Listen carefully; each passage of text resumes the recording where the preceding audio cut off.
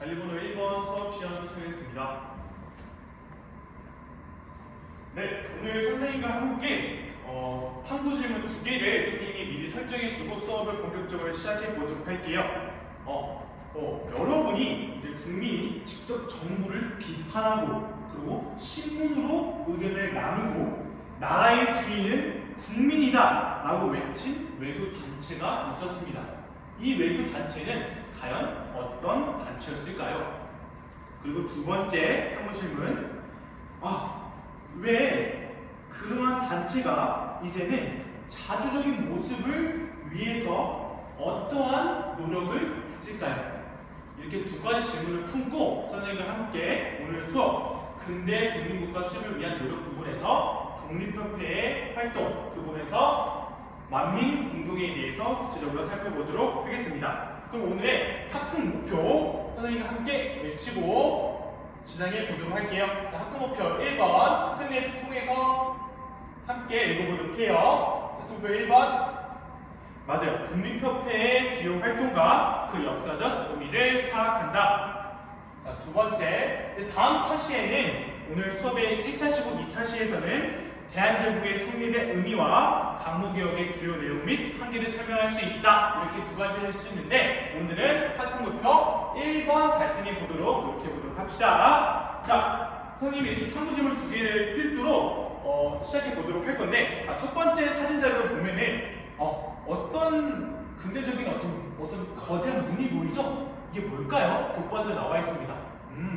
역사에 관심 많은 은서가 답변을 해주었습니다. 맞습니다. 독립문과 그 옆에 있는 독립관이 만들어지게 되었는데 이 당시 몇 년 전에 사진을 또 가져왔어요. 한번 봐볼까요? 아까 전 사진이랑 다르게 어떠한 그 조선의 한자가 담겨져 있고 그 다음에 청나라를 사진을 접대하는 이 문이 뭐라고 할까요?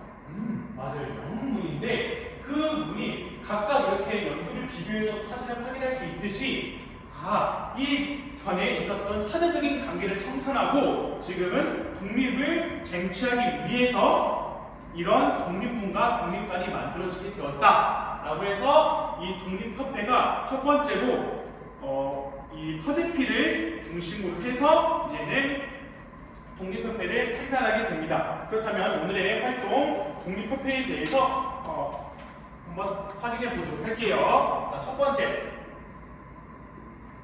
독립협회의 활동. 오늘 독립협회 활동 부분에서는 첫 번째로 독립협회가 시행되게 되는 배경에 대해서 저희가 함께 살펴볼 수 있어야 될 것 같은데요. 첫 번째 배경으로는 고종이 아간 파천 이후에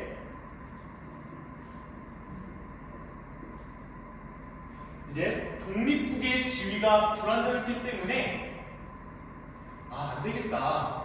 이제는 독립을 또 쟁취하겠다 해서 이제 독립협회의 활동을 진행하게 되는 것입니다. 그래서 아까 전에 창립했던 사람이 누구였다고요?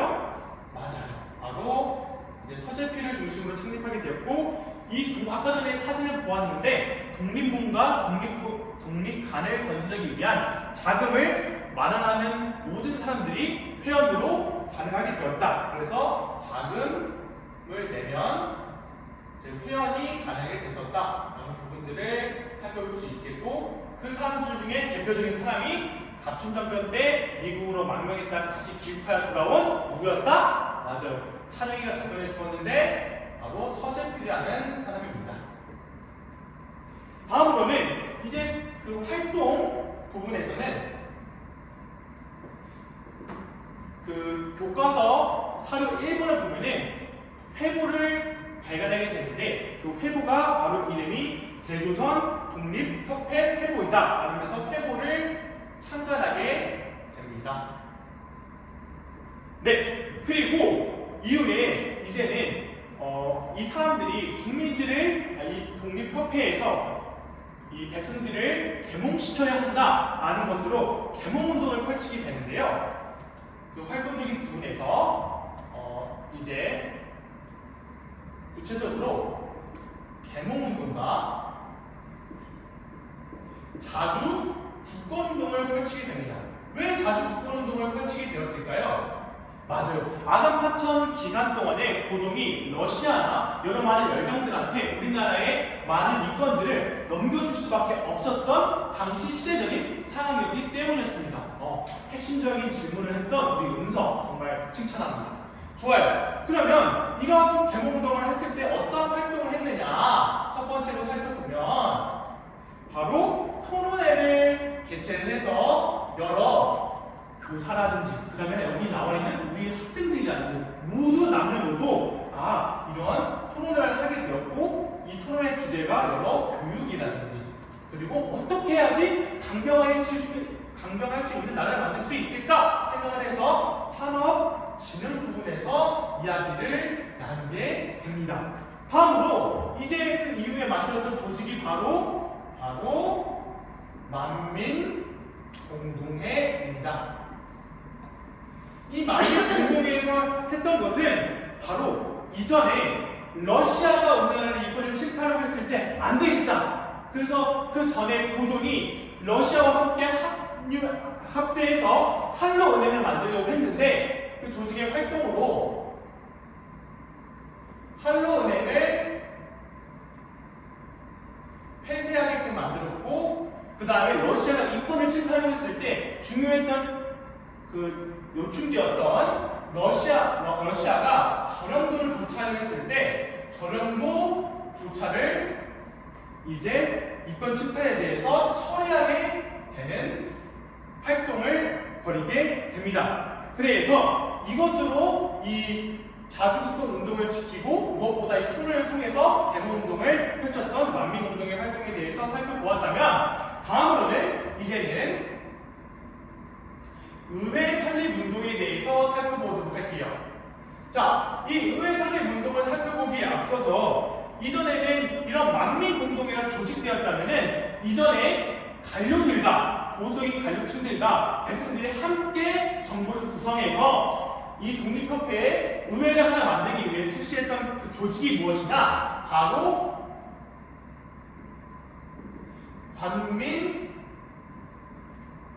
관민공동회입니다.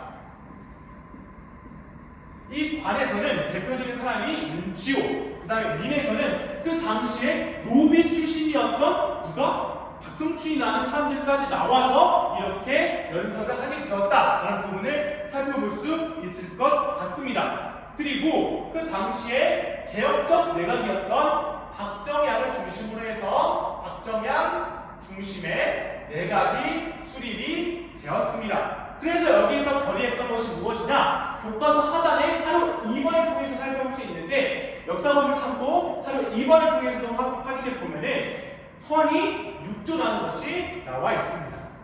그래서 결의되는 부분에서 헌이 6조가 마련이 되고 이 의회 설립 운동에 나타났던 의의가 무엇이냐? 바로 관과 민이 함께 근대 민주주의의 최초의 모습을 보인다라는 부분들로 살펴볼 수 있을 것 같습니다. 그러면 이 과연 의회 설립 운동은 성공했을까요? 실패했을까요? 저기 이제 손을 들고 있는 은혜를 한번 이야기해 주겠다고 하네요.